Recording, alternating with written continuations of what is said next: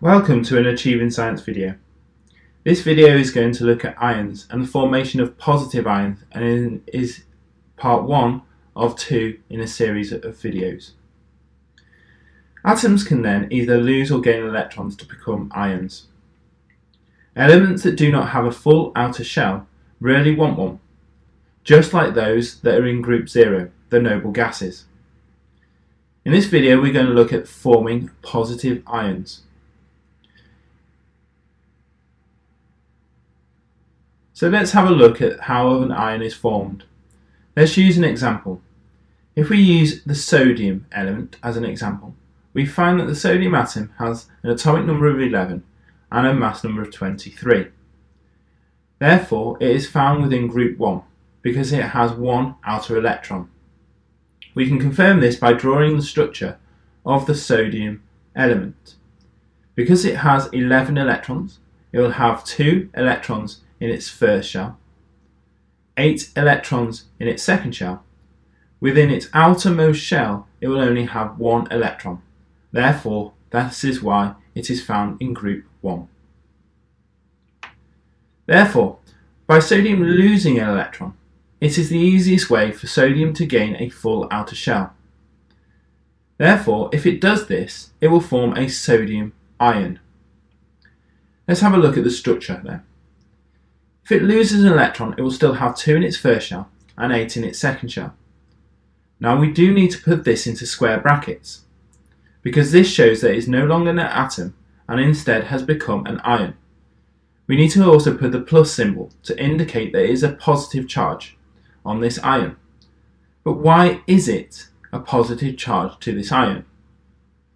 Well, we need to therefore now have a look at what the ion is compared to what the atom was.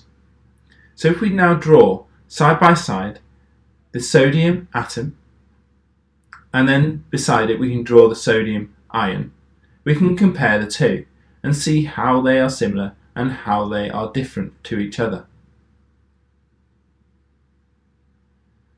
For this comparison, we need to recognise that the atom and ion are both made up of 3 subatomic particles. The 3 subatomic particles include the number of protons, the number of neutrons, and the number of electrons.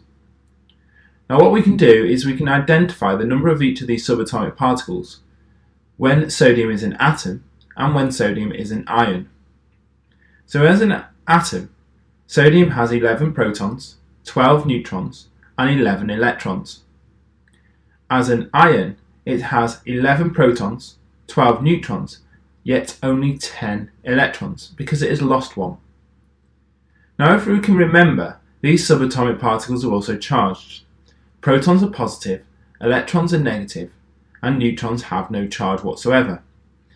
Therefore, as an atom, where sodium has 11 protons and 11 electrons, these cancel each other out.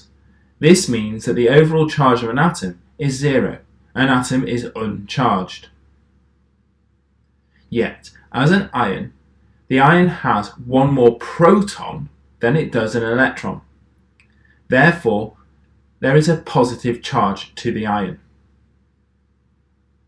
So in summary, by electrons being lost, ions are formed with a positive charge because these ions have more protons than they do electrons. Therefore, using the periodic table you can predict what ions are formed, because group 1 elements will form 1+ ions as they lose 1 electron. Group 2 elements will form 2+ ions as they lose 2 electrons. Group 3 elements will form 3+ ions as they lose 3 electrons. All of which is done to have a full outer shell.